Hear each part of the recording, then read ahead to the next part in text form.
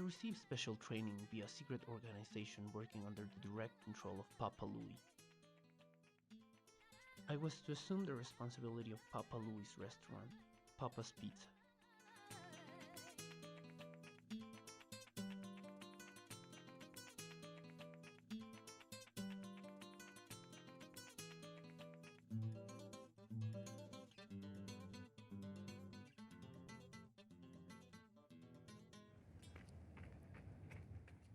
Velvet Gear. Resident Evil 4 vs. Papa's Pizzeria. Two classics of the 2000s, specifically 2005 and 2007. One brought joy to those on the GameCube and PlayStation 2, while the other was on web browser. If you were broke like me, even while having a PlayStation 2, your other option was to use the family computer, which usually was a subpar but capable enough Windows X. You would hop on to either Miniclip, Riv, Minijuegos, or Newgrounds if you were feeling spicy, and play some of the best games created for free. Raft Wars, Madness, and of course, Papa's Pizzeria. 2005 marked the year when not only Resident Evil 4 came out, but also the Xbox 360. And for many gamers meant either getting on board with the new generation, or stay and enjoy what the last consoles could offer. Which of course was not a bad deal. I mean, Resident Evil 4 is considered to be one of the best games of all time, so it wasn't necessarily a jump you had to do immediately. Now I'll be honest, I didn't play Resident Evil 4 until 2012. I know, fake gamer. I did however play Code Veronica and Resident Evil 3 prior to it, and actually when I finally did play the game, well, I was really amazed at how good it was. So where did they come from? As you may already know, Resident Evil 4 is the fourth entry in the Resident Evil series, by Shinji Mikami. He directed the first Resident Evil, and nowadays he's the executive producer of Tango Gameworks, known for The Evil Within, Ghost War Tokyo, and more recently Hi-Fi Rush. This game had 3 versions before becoming the one we know and love. One of them was actually created by Hideki Kamiya, the same guy that directed the first Devil May Cry. Hey, Virgil! Your portal opening days are over. Give me the Amato. No gracias. And nowadays Bayonetta. And he's also known for blocking non-English speakers on Twitter. Papa's on the other hand didn't have the backing of a company like Capcom. In fact, it was made by 2 guys only, Matt and Tony. It was the second game in the Papa Louie's Gameria games, and their third game as a company, this company being Flipline Studios. The game was made in around 1.5 months, which by today's standards, that's quite fast. Of course, this game is not exactly its best version of itself. There was a re-release for mobile phones later down the road, and it was rebalanced and added a ton of features. These versions are called Papa's Pizzeria To Go and Papa's Pizzeria HD.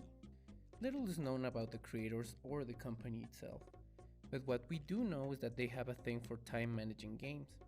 Almost if not all of their games are around this theme.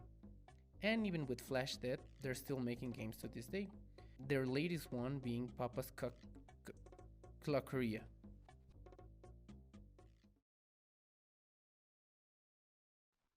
A story.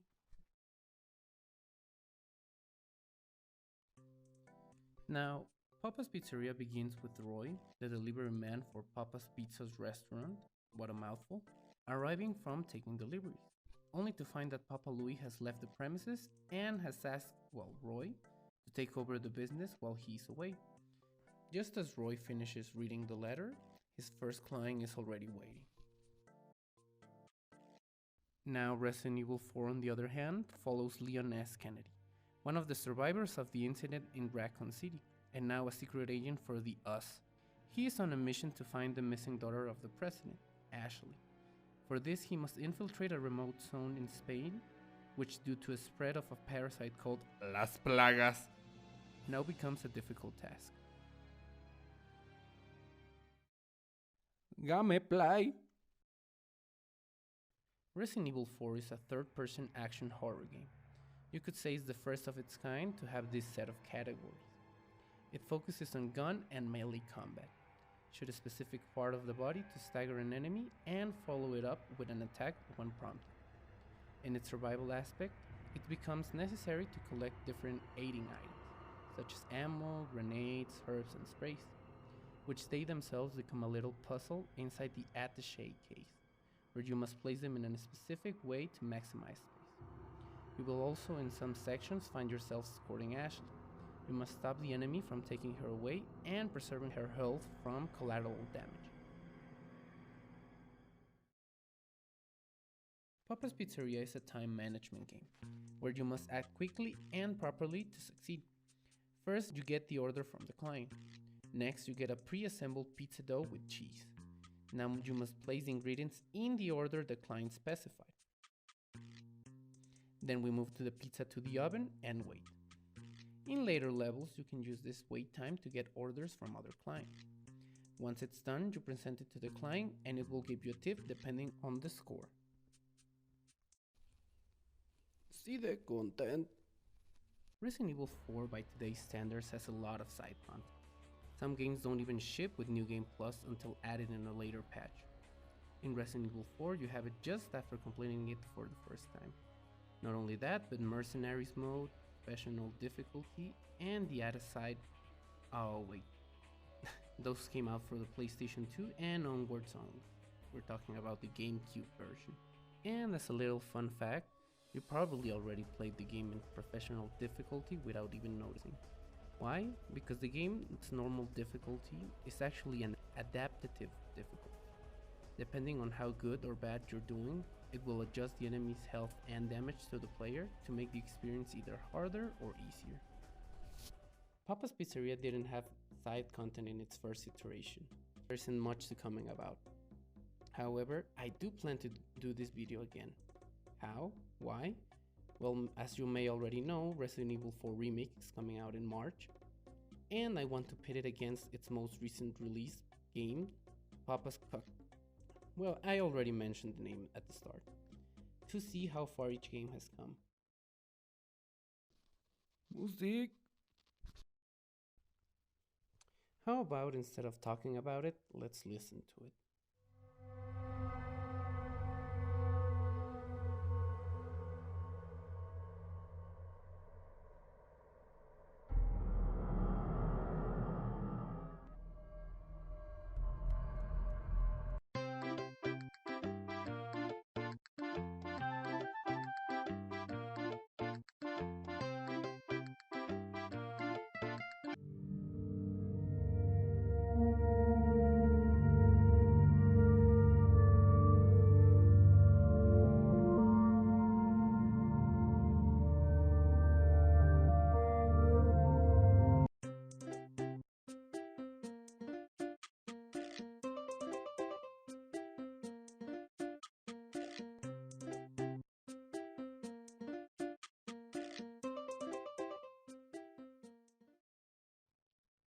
Un factor. Resident Evil 4 offers a dynamic gameplay which is not only tense but also very complex.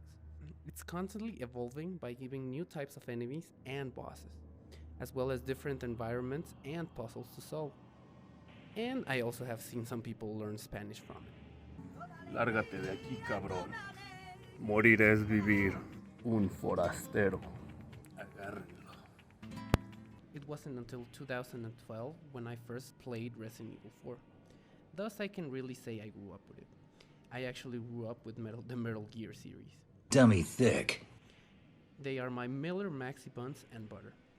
But believe me when I tell you that ever since I played it, I have fallen in love with it so much. I have it on my PS4, PC, and Switch. And of course, in March I will be playing the remake. Papa's Pizzerias may not be as fleshed out as it could have been, but it certainly has something some games don't these days, a soul. And it's represented in its gameplay. It may be repetitive, but in my opinion that's a good thing. As a psychology undergrad, I can tell you that games like this are good to prevent stuff like dementia or Alzheimer's, well, cognitive deterioration in general. Overall, it's a wholesome experience that has brought joy to some of us in 2007, and it's important to remember it. When I was planning this video, I had the idea to rate each category to see in the end who had the highest score. I even planned to use Digital Foundry's John Linneman's score for his PlayStation 3 video. And rate each one on a scale of 1 to 1080p. So instead of letting it go to waste, I'm gonna give both games 1080p out of 1080p. All 1080ps. In the near future, after completing Resident Evil 4 Remake, it'll be round 2 for these two franchises to duke it out. If you don't want to miss out, subscribe, ring the bell, like the video, dislike it if you dislike it. Comment down below your experience with these games growing up, because I actually want to know what you guys have to say. And with that out of the way, Adios.